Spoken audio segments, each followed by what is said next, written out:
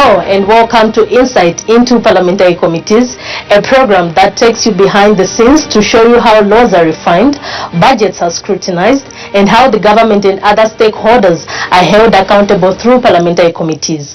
I am your host, Matimba Mkoa. This week, we turn our focus to the Committee on Agriculture, Lands and Natural Resources.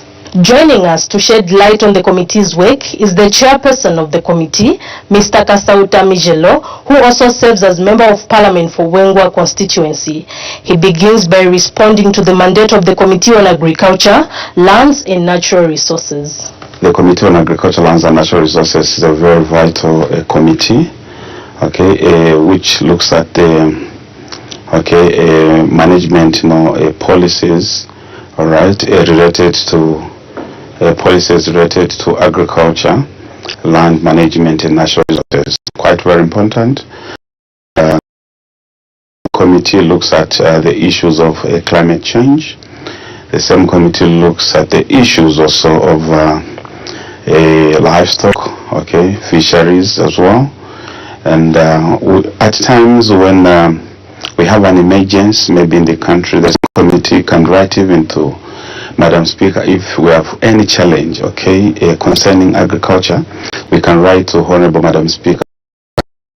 Be given a mandate, very, very serious issue in the country, so that we can also relate and try also to work, collaborate with the government so that we can come up with a solution. And the other issue also which the committee also does is we do also undertake some tours, local tours and international tours to share ideas, knowledge, to learn from what other countries are doing, pertaining to agricultural issues, fisheries and livestock as well. Then the same committee also is also looking into also a carbon market as well. It's quite very important, and we had also undertaken a tour to Morocco, to Kenya, to see how best they have managed their bill on climate change. And we learned a lot, and when we came back it helped us a lot to come up with our bill, which was passed on the floor of the House last year in November. So this committee is quite very important, Madam, and we do a lot of things. And the other issues which this committee also do is when they do undertake local tours or international tours, when we come back we do report to the main house, discussing issues, challenges, recommendations, way forward, what the committee thinks that it must be done under the Ministry of Agriculture, also under the Ministry of Livestock, Fisheries and Livestock, also under the Ministry of Lands. And this committee also looks at the policies, of government in terms of FISIP, Fertilizer Input Support Program, so that we can come up with ideas so that the committee can manage to come up with tangible solutions, for us to manage agriculture in the country, also to come up to have a food security in the country. Quite very important. And we also discuss about the issue of what harvest, quite very important as well. These are the issues we do discuss under our committee. He then goes on to describe his role as the chairperson of the committee and what responsibilities come with leading its work. My role as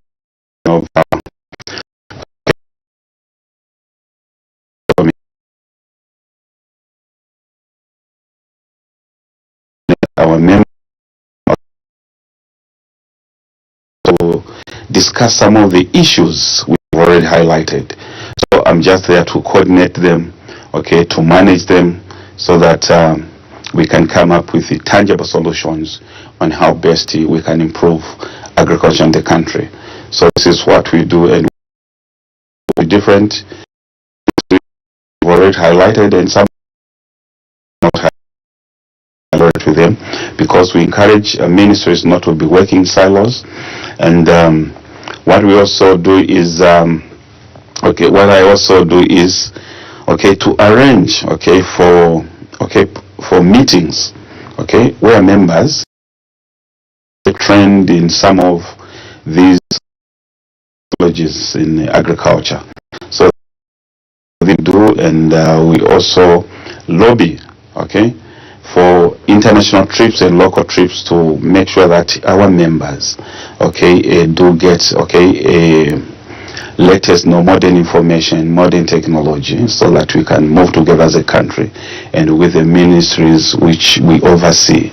Mr. Michelo now shares how many members make up the committee and reflects on why the composition is important to its overall effectiveness. Our committee comprises of 10 members of parliament and drawn from different political parties. And but I can tell you that on gender balance, we are not good on that one. And currently, as I'm speaking right now, we don't even have a single female member of parliament. And you know the reason why, that members of parliament which we have here at this parliament, in the Zambian parliament, are very few. So I think it is the main reason why we do not have a female member of parliament.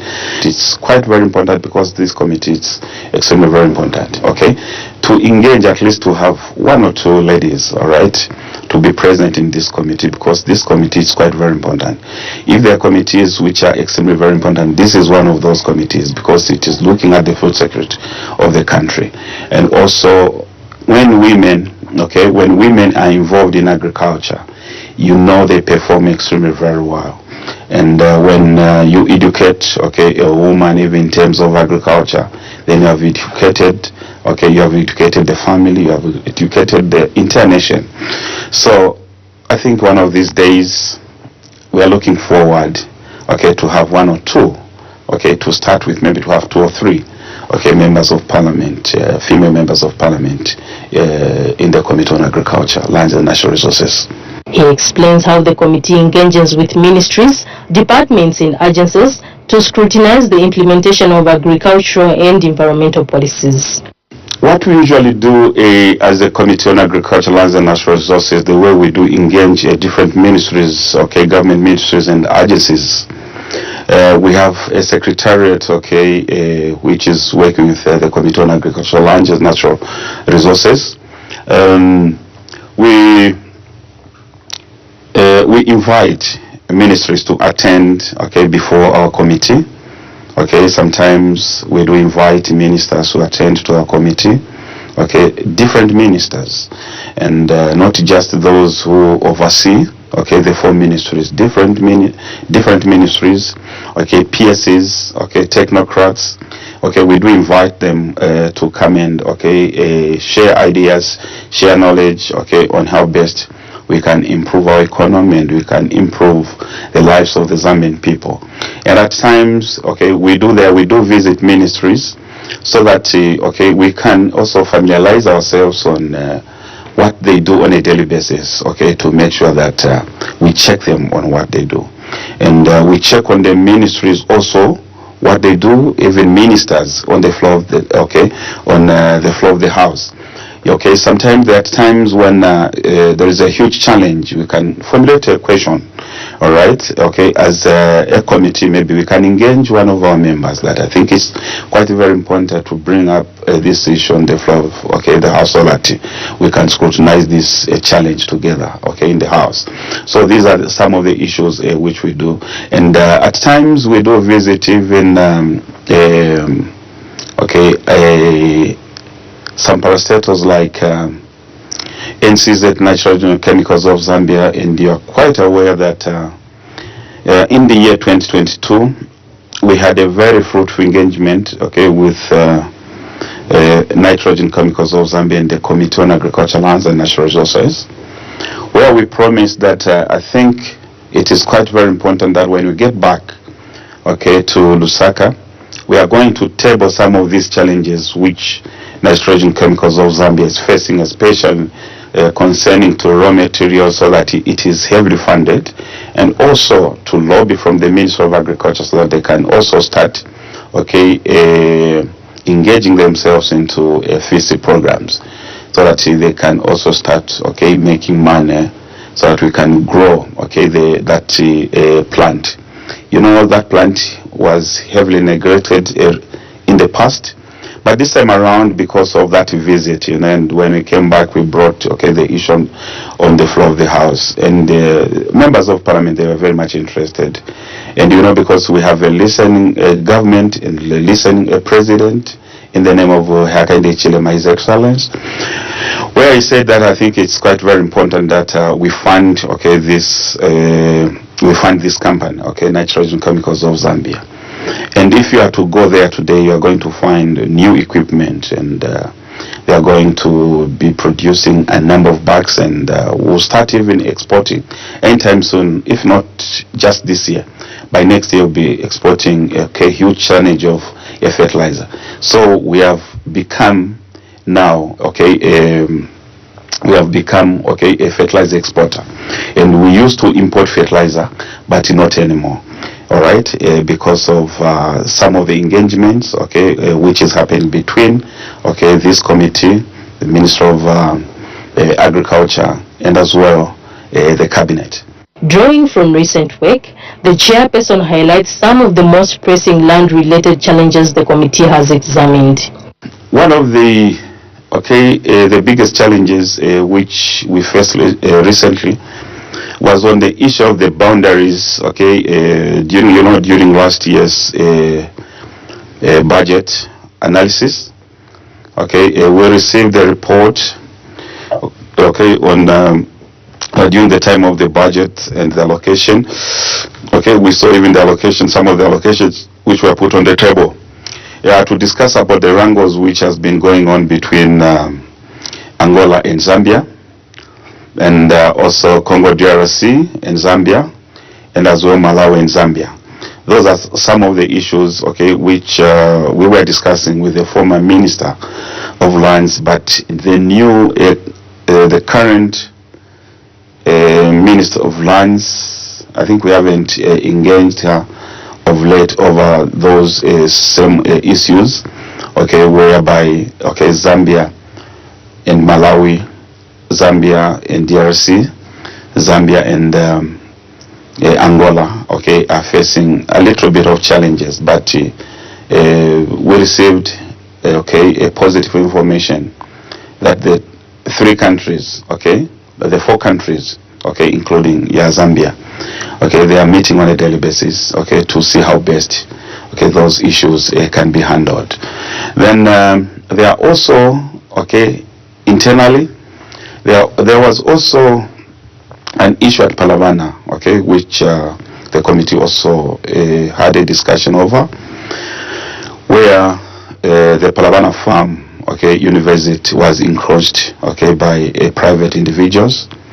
Okay, we sat down, and it's not a matter which it's hidden, it's in the public domain.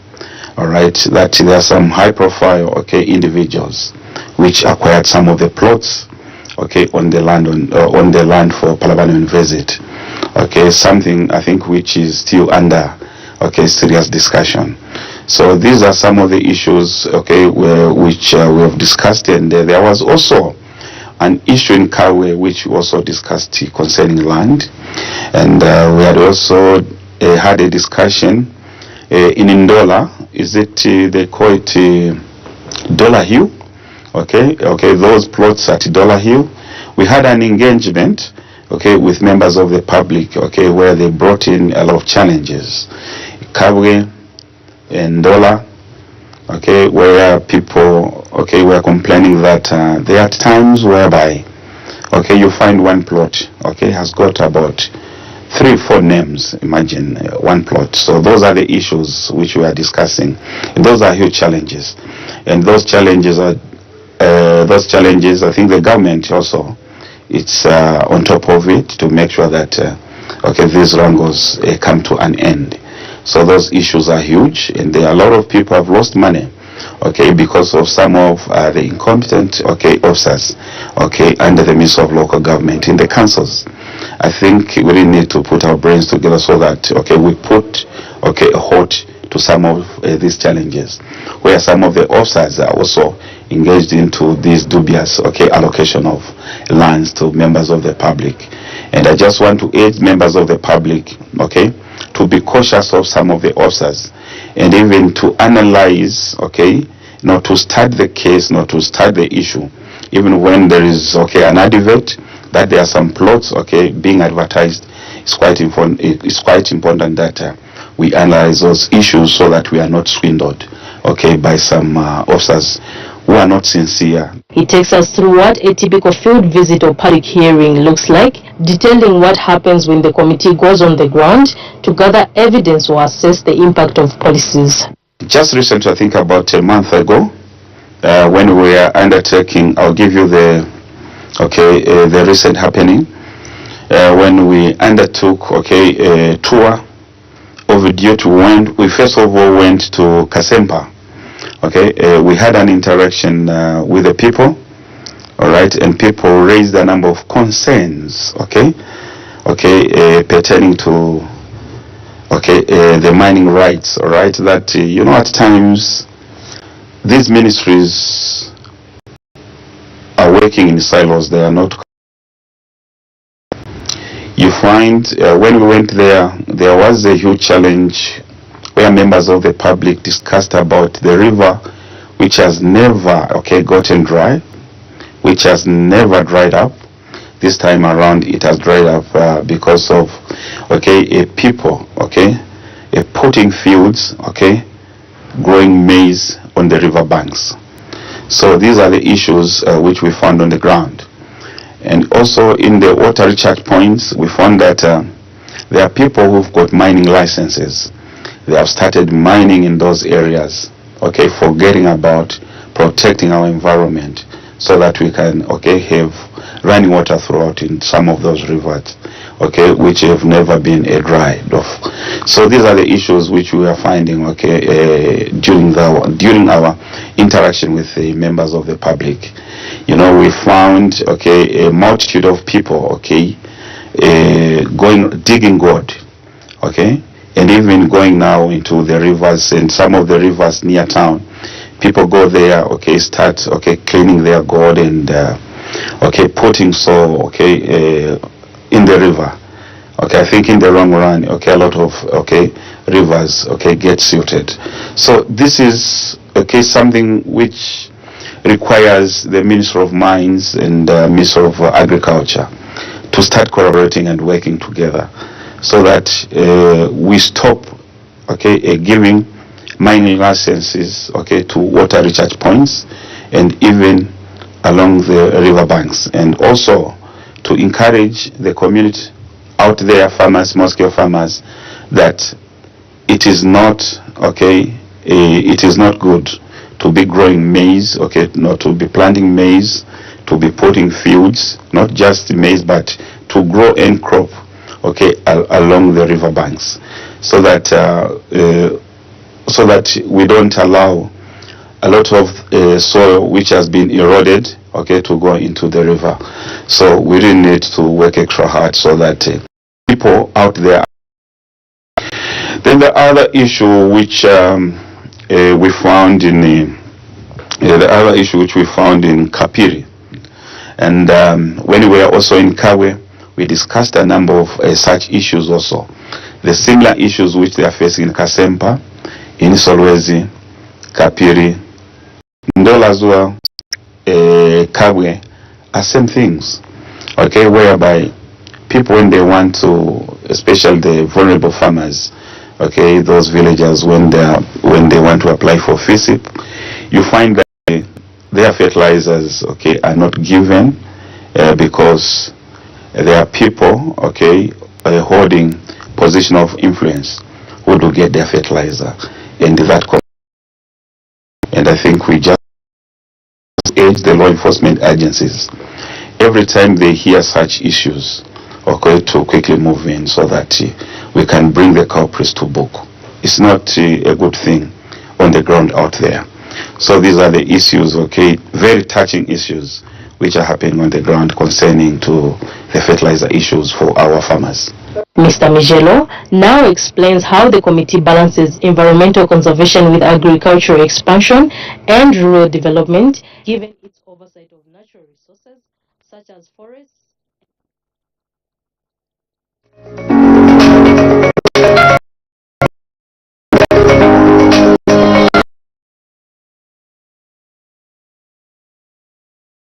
First Deputy Speaker did inform the House that she had received communication to the effect that in the absence of her honor, the Vice President, who was at yesterday. This was when she informed the House that on May 12th, 2025, 1 acre fund